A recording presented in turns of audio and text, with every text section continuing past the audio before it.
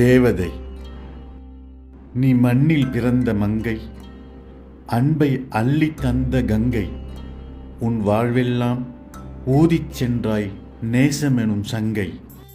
அகிலத்தில் அமாவாசை என்றும் வெளிச்ச அலை அடிக்கின்றதே, இது என்ன பூமியில் புதுநிலா? ஆச்சரியத்தில் மூழ்கியது விண்ணிலா. இறங்கி வந்து பார்த்த பின் அது அன்னை தெரசா என்ற கருணை கடலின் கண்ணிலா, அதுவும் இந்த மண்ணிலா என பார்த்து அசந்து போனது வெண்ணிலா. உன் முகத்தில் எத்தனை சுருக்கம், கருணை தேவதை எழுதிய கடிதத்தின் இரத்தினச் சுருக்கம். அவற்றை பார்த்த பின்பும் வருமா இறுக்கம்? அன்பென்ற ஊற்றே செல்லெங்கும் சுரக்கும், உன் புன்னகை கண்டு கவலைகள் இறக்கும்.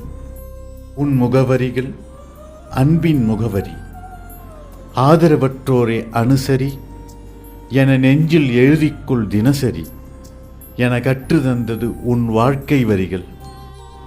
மேகத்தாயில்லா நீர்ப்பிள்ளைகள் உன் அன்பு கடல் சேர்ந்தது, உன் இதயச் சிப்பியில் விழுந்து அவை பாச முத்தானது. தாய்மை கொள்ளாத பெண்மை உலகின் தாயானது.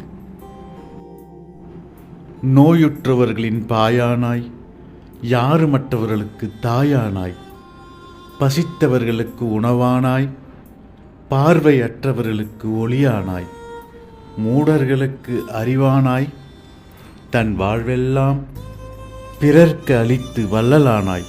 அழகென்பது முகமல்ல, அகம் என்பதை அறிய வைத்த அன்பு தேசத்தின் பேரழகியே, மக்களுக்கு உதவி செய்தே உண்மையான உலக அழகி ஆனவளே.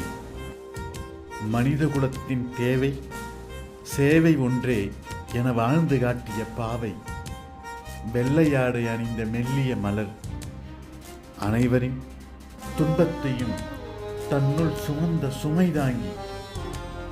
நீ இத்தனை மென்மையான இடிதாங்கியா? யாருமற்றவர்களின் தேவையை தீர்த்து வைத்த கத்தோலிக்க கற்பக விருட்சமே, பசிப்பினி போக்கிய அல்பேனிய அட்சய பாத்திரமே. நூற்றுக்கணக்கான விருது நதிகள் வந்து சேர்ந்து மகிழ்ந்து விடாமல் அந்த ஞானக்கடல் மனிதகரைக்கு சேவை அலைகளை அனுப்புவதில் மட்டுமே கவனமாயிருந்தது. அன்னை தெரசா என்று எழுதி உச்சரித்து பார்த்தேன், அன்பென்றே அது ஒலித்தது. அன்பென்று எழுதி உச்சரித்து பார்த்தேன், அன்னை தெரசாவென்றே அது முடிந்தது. உயிர்களுக்கெல்லாம் உதவி செய்யும் உள்ளம் தாவீதின் சங்கீதத்தைப் போல மன மகிழ்ச்சியில் துள்ளும். இப்பிறவியின் கருப்பொருளை அறிந்து கொள்ளும், பிறரின் சோகத்தை அது கொள்ளும். முட்களையும் நேசித்த ரோஜாவே, கடும் சொற்களையும் புறம் தள்ளிய புன்சிரிப்பே, நீ வாழும் வரை மண்ணில் விதைத்து கொண்டே வந்தாய் அன்பென்ற விதை. அந்த விதையெல்லாம் முளைத்து மரமாகி பார்க்கையில் நீ ஏன் மறைந்து போனாய்?